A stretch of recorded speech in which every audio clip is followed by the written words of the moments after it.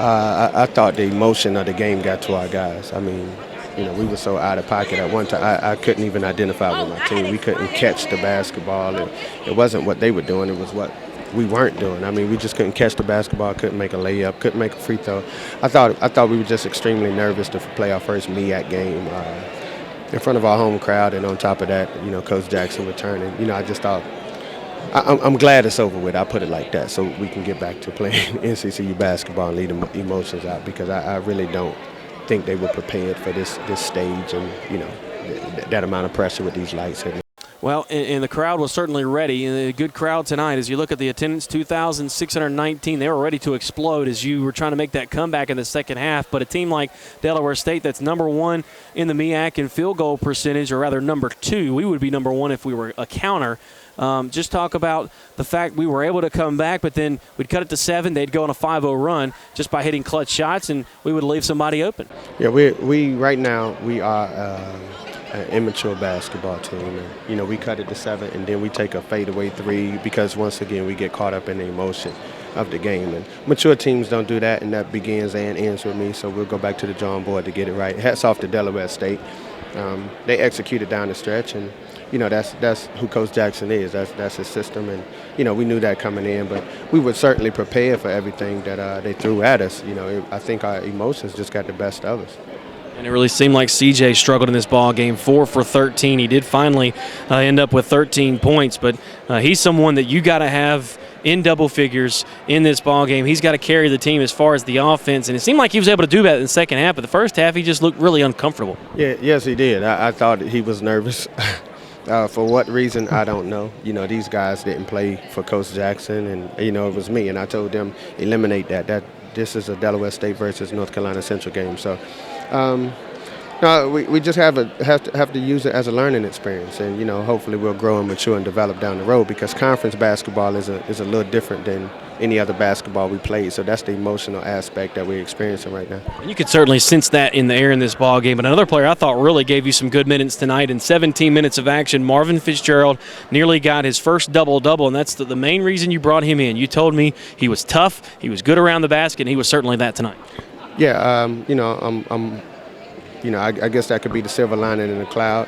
Some of it's fool's gold. I certainly didn't want him making some of the defensive errors that he made. He got caught out reaching and he left a shooter.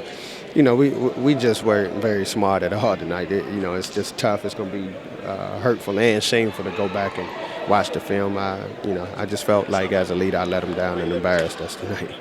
Well, Coach, as you look at this contest, you have a quick turnaround, another team different as far as size and style. As far as Maryland Eastern Shore coming here, it was a tight one last year against them. We should expect the same on Monday night.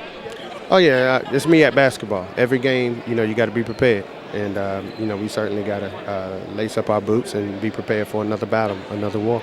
Coach, you talk about wanting another game, a quick turnaround. You got that. Tough loss on the loss tonight. We'll talk to you tomorrow, getting you ready for the contest against Maryland Eastern Shore. All right, thanks, Chris. Welcome back to the Eagles Postgame Report, brought to you by Blue Cross and Blue Shield of North Carolina. Chris Hook's joined by tonight's New York Life Player of the Game, Landon Clement. He finished with 18 points, hit his 46th three-pointer of the season as he went 4 for 5 from three-point range. Coach Landon, go ahead, if you could, just talk about your thoughts on the ball game at this point. I mean, we came out flat and got down, from the beginning, dug ourselves a deep hole.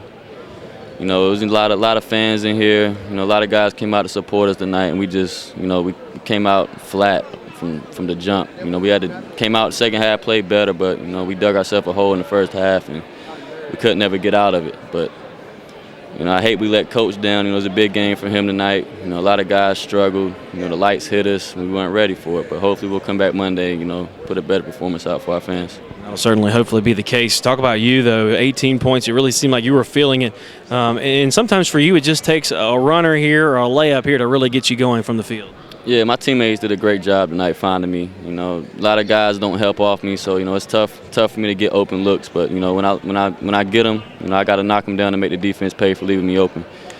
Justin, CJ, all them guys did a great job finding me tonight. I can give them all the credit. One thing I've noticed the last few ball games, and I guess when we play the Michigans and the Indianas, you're going to see those bigger players. But against East Carolina, they put a 6'6" guy on you. And against today, here against Delaware State, they put Casey Walker on you. He's about 6'5", 6'6" as well.